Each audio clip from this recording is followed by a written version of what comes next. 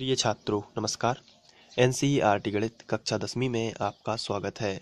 आज हम लोग प्रश्नावली 14.1 का प्रश्न क्रमांक 4 हल करेंगे। तो आइए सबसे पहले प्रश्न पढ़ लेते हैं।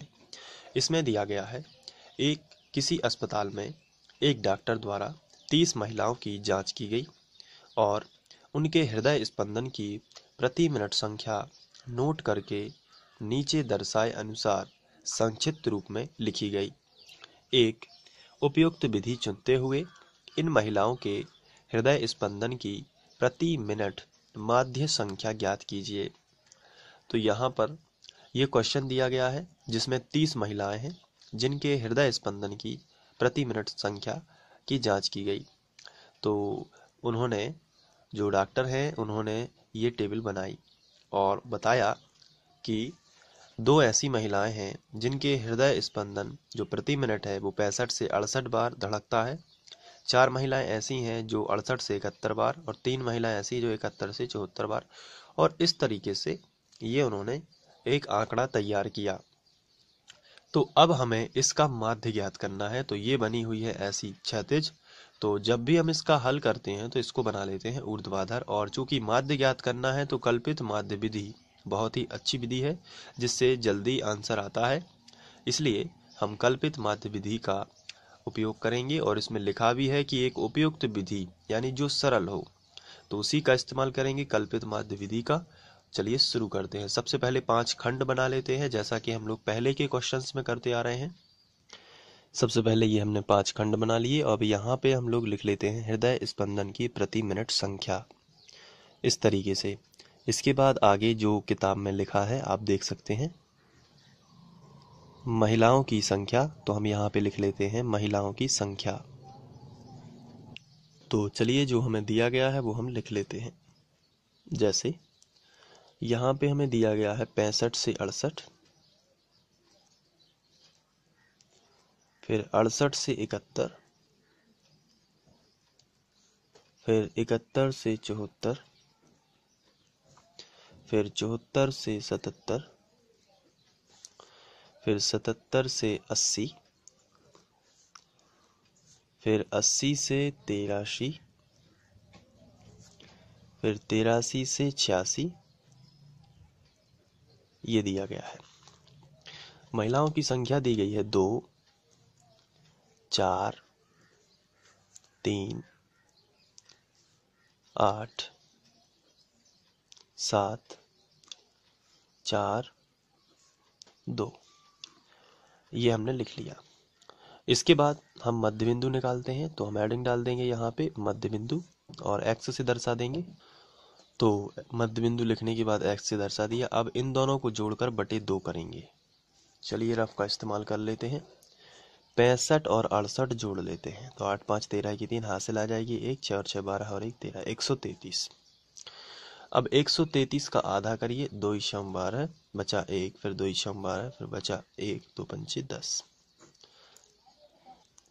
तो इस तरीके से मालूम होता है कि 66.5 जो है वो माध्य है। तो यहाँ पे हम लिख लेते हैं 66.5। कैसे आया? इन दोनों को जोड़कर और 2 का कर दिया भाग। आप इतना तो कर सकते हैं। तो अब आपको देखना है कि इतने से कितने बड़े आ रहे हैं। तो ये आंसर है 1.5 बड़े आ रहे हैं। एक तो बढ़ाना है, साथ में आधा भी बढ़ाना है। देखो 65 में जब आप एक बढ़ा रहे हो तो आता है क्या? 66। और उसमें आधा और बढ़ा देते हो तो 66.5। चलिए अब आपको शुरू करना है 68। 68 में एक बढ़ा ये कितना आएगा? 69। 69 का आधा, 69 में 0.5 और जोड़ देना है 69.5। 71 में एक बढ़ा ये कितना आएगा? 72 और उसमें 0.5 और जोड़ देना है। 74 में एक बढ़ा ये तो कितना आएगा? 75, उसमें 0.5 और जोड़ देना है। 77 में एक बढ़ाइए तो कितना आएगा? 78, उसमें 0.5 और जोड़ देना है। 80 में एक बढ़ाइए कितना आएगा? 81, उसमें 0.5 और जोड़ देना है। 83 में एक बढ़ाइए कितना आएगा? 84, उसमें 0.5 और जोड़ देना। तो इस तरीके से हम बड़ी आसानी से इसे बना सकते हैं। अब इनमें से कोई एक कल्पित माध्य ले लेते हैं। 1 2 3 4 5 6 7 है। तो 3 ऊपर के कर देते हैं ये वाले, और यहाँ पे और 3 नीचे के कर देते हैं, यानी कि इसे हम कल्पित माध्य मान लेते हैं। और यहाँ पे हमें u की वैल्यू निकालनी है। तो u जो कैसे निकलता है, x माइनस ए बटे एच। ये फॉर्मूला बस लिख देना है, लेकिन आपको इस्तेमाल नहीं करना। मैंने सिंपल सी आपको ट्रिक बताई हुई है। यहाँ पे आप ये बॉक्स भी बना सकते हैं। 0, 0 के बाद ऊपर -1, इसके बाद -2 और -3। यहाँ पे भी 1 प्लस में कर देना है, लेकिन इस तरीके से। अब नीचे एक लाइन खींच देनी है योग के लिए, और हम यहाँ पे एफ यू निकाल लेते हैं। तो एफ इंटू यू करना पड़ता है, आप जानते हैं। तो यहाँ पे सेकंड नंबर पर जो होता है उसे हम एफ बोलते हैं, ये आपको लिख ही लेना है यहाँ पे। तो एफ का गुणा यू में करोगे तो 3 दूनी आ जाएगा -6, 4 दूनी -8, 3 एकम 3 माइनस का 3, 8 शून्यम शून्य ही आएगा, 7 एकम 7, 4 दूनी 8 हो जाएगा, और 2 तिया 6 हो जाएगा। अब आपको क्या करना है, इनको जोड़ देना है, और जो आएगा यहाँ पे हम लिखेंगे। तो एक लाइन और खींच लेते हैं इस तरीके से, और यहाँ पे लिख लेते हैं सिग्मा एफ यू, और यहाँ पे लिख लेते हैं सिग्मा एफ, क्योंकि ये एफ का स्तंभ है तो सिग्मा एफ यहाँ पे ही आएगा और ये यहाँ पे ही आएगा। अब हम यहाँ पे सिग्मा एफ यू निकालेंगे, तो उसके लिए माइनस माइनस के पहले जोड़ना है। तो 8 और 6 14 हो जाएंगे, 14 और 3 17 है, तो माइनस के तो 17 हैं, और प्लस के 8 और 6 14 है, 14 और 7 और जोड़ दिया तो 21 हो गया। तो प्लस के हो जाएंगे 21। अब इसमें से कौन ज़्यादा है, तो 21 ज़्यादा है, प्लस के कितने ज़्यादा है, तो आंसर है 4 ज़्यादा है। तो इस यहाँ पे हम लिखेंगे 4, और इन सबको जोड़ेंगे तो आएगा 30। यहाँ पे हम लिखेंगे माना कल्पित माध्य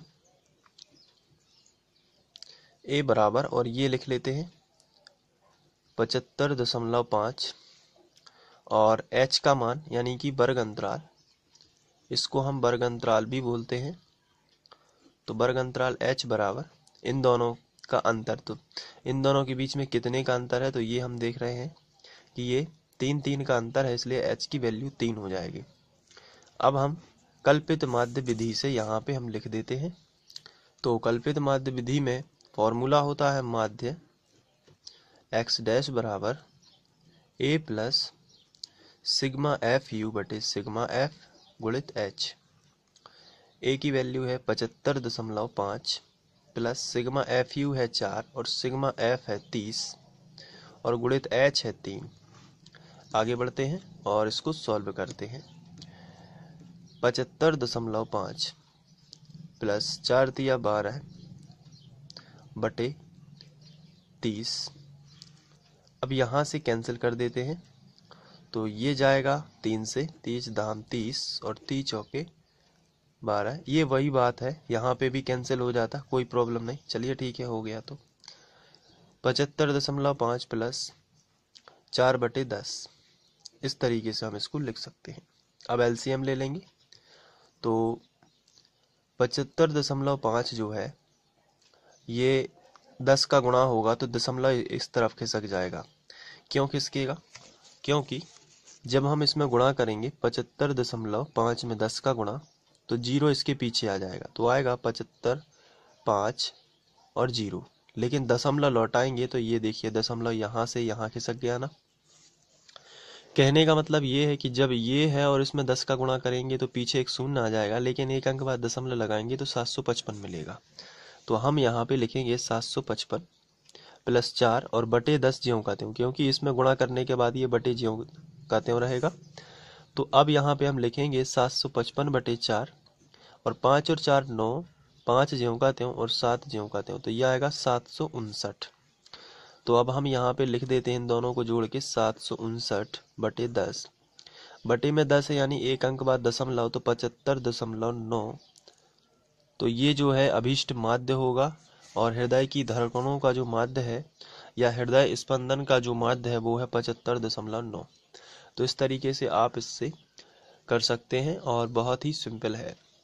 आशा करता हूँ कि आप लोग इसे बहुत अच्छे से समझ गए होंगे और सीख गए होंगे।